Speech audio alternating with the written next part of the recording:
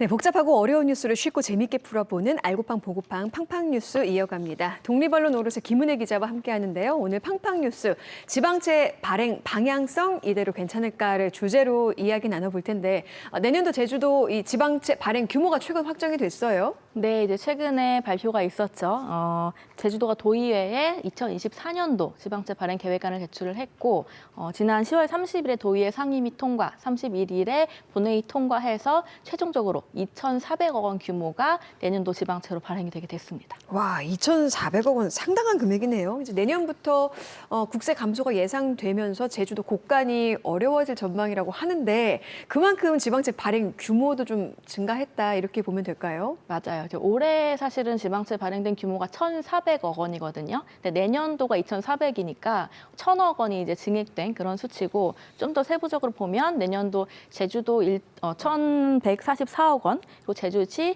436억 원, 그리고 서귀포시 420억 원 이렇게 이제 내년도에 발행이 될 거예요. 예. 그렇다면 이제 지금 작년이랑 좀 비교를 해봤잖아요. 그 이전 연도와 좀 비교하면 어떤가요? 지방채 규모가? 이게 사실은 이전에 이제 좀 제가 살펴보니까 3년치 일단 평균부터 한번 내봤어요. 예. 근데 보니까 훨씬 더 크긴 했더라고요. 그래서 그 이전이 더 컸군요. 맞아요. 예. 3년치 평균으로 내면은 1년에 한 해당 평균 3,482억 원 규모로 이제 발행이 됐었고, 예. 근데 우리가 좀 간과하면 안 되는 게 그동안은 우리가 특수 상황이 있었죠. 코로나. 이제 코로나라는 상황 때문에 좀 많이 발행된 좀 측면이 있고요. 그럼 코로나 이전으로 이제 돌아가서 보면은 이제 2019년도를 보면 되는데 그때는 2,104억 원. 그러니까 요때가 이제 뭐 예년이라고 보면은 이때보다는 예년보다는 지금은 좀 늘어난 수치다라고 또 볼 수도 있습니다. 그렇군요. 그러니까 근데 이제 국세 감소가 예상되는 만큼 특수한 상황이라고 봐도 될 것 같은데 그런데도 예년보다 지방채 발행 규모가 그럼 이제 비교하자면 크게 늘지는 않은 것 같아요. 맞아요. 이제 사실 내년도 교부세도 한 2,300억 원 정도 예. 줄어들 거라고 또 하잖아요.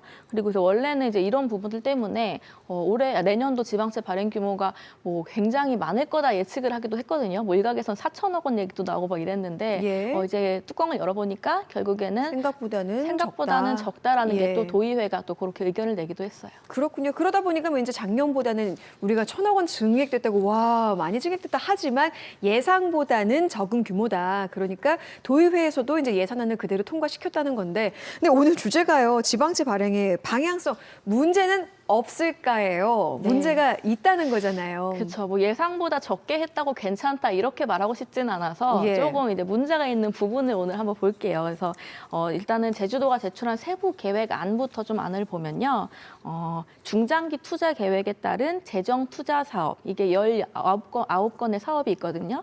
거기에 636억 원 잡혀 있고요. 그리고 장기 미집행 도시계획시설 토지 보상 이것도 이제 매년 뭐 들어가는 부분이긴 한데 내년도는 724억 원 지방채 발행이 될 네. 겁니다. 그리고 상하수도 사업 5건에 640억 원 이렇게 좀 잡혀 있는데 이제 과연 이 항목들이 이 사업들이 이게 빚을 내면서까지 지방채를 발행하면서까지 시급하게 해야 되는 사업을 맞을까? 여기에 대해서는 한번 좀 짚어볼 필요는 있을 것 같아요. 네, 사실 이렇게 봐서는 어떤 사업들인지 사실 뭐 감이 잘 오지 않거든요. 좀 더 세부적으로 들여다봐야 될 것 같아요. 일단은 도의회가 지적한 내용을 좀 볼게요. 저의 사견이 아닙니다. 예. 도의회 지적사항을 보면 일단 내년도 지방채 발행계획 대상 사업이 총 59개거든요. 그리고 근데 이 중에 18개가 50개 중에 18개가 지방채 발행 대상 사업이 아니다. 이런 지적이 있었어요. 이게 무슨 말이냐면은 뭐 잘못됐다 이렇게 말하기 이런 건 아니고 원래는 이제 지방채 발행할 때 사전에 이제 여기 항목을 정해놓고 여기다 할 거예요 해놓고 거기에 맞춰서 이제 예산을 내는데 이전에 없었던 항목이 새롭게 등장했다는 거예요. 그러니까 원래는 이게 지방채 발행 안 하고 충당해야 되는 사업인데 예. 갑자기 돈이 부족하다 보니까 이제 이렇게 낸 거다. 그러니까 좀 갑작스러운 측면이 있다. 좀 이런 지적이 있었습니다. 그러니까 이제 지방채 발행 계획에 없던 품목이 지방채 발행 계획에 이제 그대로 포함이 됐다는 건데 그렇다면 이 지방채 발행 대상이 아닌 사업은 어떤 것들이에요, 지금? 아닌 거를 보면은 예. 일단은 중앙 버스차로 2단계 사업 여기에 이제 30억 원 들어가 있고요. 네. 그리고 제주대 버스 회차지 조성 사업에 40억 원. 그리고 또 제주시 구국도 대체도로에 도로 만드는 거에 30억. 그리고 그리고 서귀포시 도시우회도로 만드는 거에 20억 원 이렇게 좀 각각 있습니다. 그리고 이 밖에 또 이제 뭐 만드는 거, 건물 만드는 거에도 굉장히 많아요. 제주 보훈회관 건립하는 거에 24억 원, 네. 그리고 건입동 마을 공동체 통합 복합센터 만드는 거에 또 10억 5천만 원. 그리고 용담일동 커뮤니티 센터 만드는 거에 13억 이렇게 좀 들어가 있는데 이런 게 이제 내년도 원래는 지방채 발행 사업에 이제 없었지만 갑자기 등장했다고 해요. 조심스럽긴 한데 이 얼핏 들어서는 지방채를 발행해야 할 만큼 시급해 보이는 사업은 아닌 것 같다는 생각이 좀 들거든요. 실제로는 어떤가요? 맞아요. 사실 도의회도 그런 내용을 지적을 한 거예요. 그리고 이제 특히 복합센터 만들고 뭐 커뮤니티 센터 만들고 이게 이제 어떤 인프라 조성하는 거잖아요. 공공 인프라 조성하는 거는 딱 만든다고 끝이 아니고 그거를 또 운영을 하고 관리하고 여기에 비용이 또 계속 들어가거든요. 근데 이제 재정이 계속 어려워질 거라고 하는데 그럼 거기에 대한 재정은 어떻게 할 거냐, 거기에 대한 좀 대책이 있느냐, 좀 이런 좀 지적들이 있었고 무작정 이제 지방채 발행만이 능사가 아니고 좀 앞으로의 일도 한꺼번에 좀 이게 예측을 한 다음에 이거를 좀 천천히 해야 되지 않느냐, 뭐 이런 또 목소리도 있습니다. 예측이 되지 않은 일을 이렇게 급하게 추진하는 게 아니냐라는 지적들이고 그밖에 또 다른 문제점들도 지적이 됐을 것 같아요. 이번에는 이제 도로 사업 얘기를 좀 하고 싶은데. 지방채 발행이라고 하면은 제가 아까도 말했지만 뭔가 시급하게 추진을 해야 되는데 돈이 모자라다. 뭐 이럴 때 그렇죠. 이제 당연히 하는 거죠. 네. 물론 뭐 일각에서는 뭐 투자를 하기 위하다고 말은 하지만 뭐 그거는 좀 일부고. 그래서 일단은 우리가 뭐 예를 들면 은행에서 융자 받을 때 목적이 있어야 받는 거잖아요. 뭐 일단은 받을게요 이렇게 하지 않잖아요. 그래서 이 목적이 과연 그 지방채 발행할 만큼 정말 꼭 필요한 사업이냐를 봐야 되는데 이 도로들이 그런가에 대해서는 좀 물음표를 던질 좀 부분이 있는 것 같아요. 그러니까 지금 아까 뭐 도로들 몇 개를 말씀해 주셨잖아요. 뭐 제주시 구국도 대체 우회도로나 서귀포시 도시 우회도로가 이제 대표적으로 지방채 발행, 그러니까 계획에 없던 이제 사업들로 나왔는데 이런 도로들을 지금 지적하시는 거예요? 맞아요. 이게 이제 빚을 내면서까지 해야 되냐를 좀 봐야 되는 게 일단은 지금 얘기해 주신 제주시 구국도 대체 우회도로 요거 같은 경우는 광령에서 도평까지 이게 쭉 이어지는 한 4km 정도 거리거든요. 근데 사업비가 상당해요. 총 사업비가 986억 원 이렇게 잡혀 있고 그리고 바로 근데 또 문제가 지금 사진에서 보시면 이렇게 빨간 부분 그 도로가 이제 예정지인데 인근에 바로 노형로가 있어요. 그러네요. 바로 그렇기 때문에 이게 조금만 이렇게 돌아가면 갈 수 있는 도로가 있어서 이렇게 큰 금액을 지금 당장 지방채 발행을 꼭 해야 할까? 좀 이런 좀 목소리가 일각에 있고요. 그리고 이제 서귀포시 도시우회도로 좀 얘기를 하자면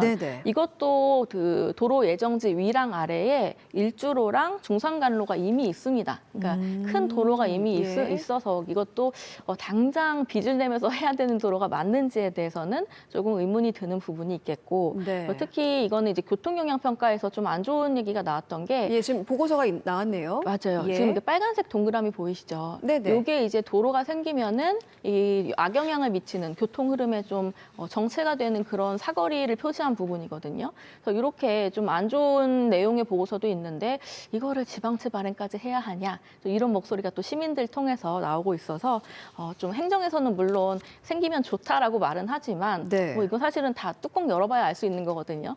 그래서 이것도 좀 지켜볼 필요는 있을 것 같아요. 게다가 그러니까 이 도로 같은 경우에는 악영향을 줄 여지도 보인다 이런 얘기잖아요. 그러니까 하나는 뭐 이미 대체할 도로가 있는 상황, 또 혹은 도로의 실효성마저 의심되는 이 상황에서 지방채를 발행하면서까지 급하게 사업을 추진해야 하는가?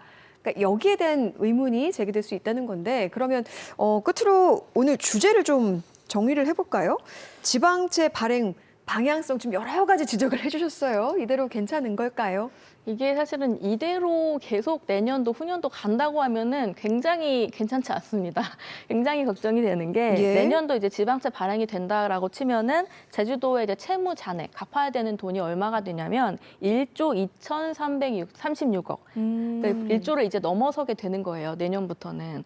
이렇게 되면은 이제 이자도 그만큼 또 늘어나죠. 갚아야 되는 이자가.